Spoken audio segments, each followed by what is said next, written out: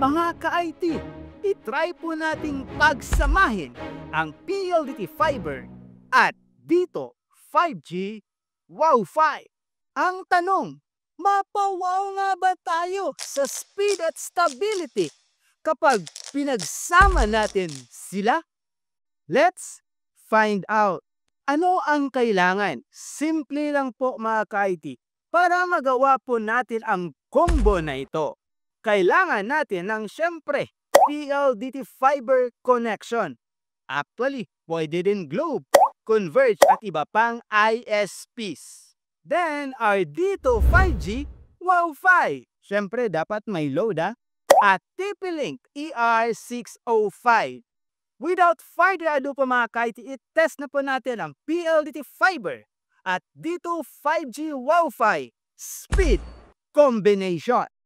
We are still using the same configuration sa ating TP-Link ER605. Both PLDT Fiber and dito 5G Wi-Fi are in bridge mode. Oh, nabigla ka ka-IT, no? Na-bridge mode po natin ang dito 5G Wi-Fi. Kung paano ko yan nagawa, ipapakita ko po sa inyo mamaya. As you can see po mga ka-IT, dito sa ER605, naka-CGNAT IP ang ating dito 5G Wi-Fi. Ito muna ang kanilang speed combination. Bridge mode na PLDT at bridge mode na dito 5G Wi-Fi. This is 100 Mbps PLDT Fiber and 20 to 30 Mbps dito 5G Wi-Fi. First attempt po natin is 118.67 Mbps. Second is 125.71 Mbps. We have 126.17 Mbps and 117 Mbps. At ngayon, i-test naman po natin PLDT Fiber at dito 5G Wi-Fi na hindi na bridge mode. Ngayon, tanggalin na po natin ang bridge mode ng ating dito 5G Wi-Fi. Log into our dito 5G interface. Go to Advanced, Router, Bridge Mode. Slide lang po natin ito to Disable. Ganon lang kadali.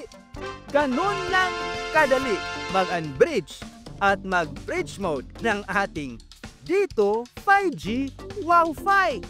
Slide lang to bridge or to unbridge our 5G dito Wi-Fi. Oh, PLDT Fiber, Converge, Globe Fiber, baka pwede nyo namang tularan si dito 5G Wi-Fi. Pahirapan mag-bridge mode ng inyong modem router. Bakit si dito 5G Wi-Fi? Ang dali lang. Anong meron? Bakit sa dito? Halos isang pindot lang. Bridge mode na agad ang modem router nila. So, ito na ang speed combination ng PLDT Fiber at unbridged connection ng dito Fiber Wi-Fi. As you can see po mga ka-IT, dito sa ER605, naka-private IP address na po ang ating dito 5G Wi-Fi. First attempt po natin is 132.22 Mbps. Second is 128.44 Mbps. Third is 134.99 Mbps. Parang tumaas, no? Next is we have 116.59 Mbps. Parang biglang bawi ah. Okay lang po mga ka-IT, parang hindi naman lumalayo. Ang bridge mode at unbridged na dito 5G Wi-Fi at PLDT Fiber combination. It's up to you na lang po kung ano ang swak para sa iyo. At ngayon, itry naman po natin kung PLDT Fiber lang ang connection. I-disconnect muna natin ang dito 5G sa ating ER605. Yun! Now, let's do the speed test. Now we have 100.90 Mbps. Sa second test po natin, umabot ng 95.03 Mbps. Third is 97.89 Mbps.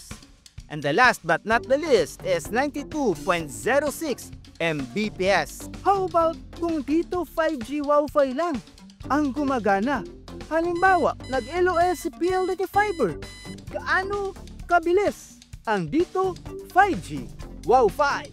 So connect natin ang dito 5G dito sa ating ER605 at si PLDT Fiber naman ang EDES Connect po natin. At ito po ang speed test results.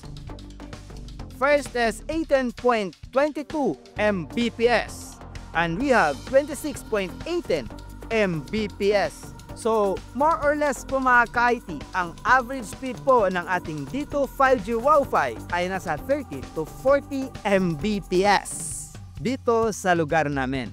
Dahil ang pinakamataas po na nakuha ng PLDT Fiber at dito 5G speed combination is 134.99 Mbps.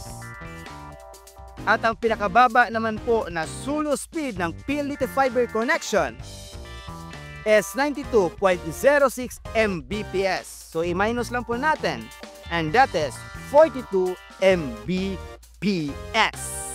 With this dito 5G Wi-Fi po mga ka-IT and TP-Link ER605, panalo ka sa presyo at serbisyo dahil malakas na. Wala ka pang monthly fee. How about kung nag-brown out? EcoFlow River 3 Plus naman po ang bahala sa ating dito 5G Wi-Fi. Kaya nito kahit 10 routers sabay-sabay. Sa EcoFlow River 3 Plus, hindi ka lang safe tuwing mag-LOS si PLDT, kundi kahit brown out pa. At kahit ilang oras pa yan, mananatiling connected ka. Parating may internet connection ka. Atin natin lang ito mga ka-IT. Alam niyo ba mga ka-IT na in this video, nag-experiment ako ng bagong paraan para makombine po ang speed sa ating TP-Link ER605. At meron akong bagong na-discover. Gusto niyong i-share natin sa channel natin. Give this video at least mga 300 likes. Okay na yan. Kung hindi aabot, ilagay ko lang siguro sa members only video. So mga ka-IT, kinaya ng ER605 i-combined ang dito 5G Wi-Fi at PLDT Fiber connection.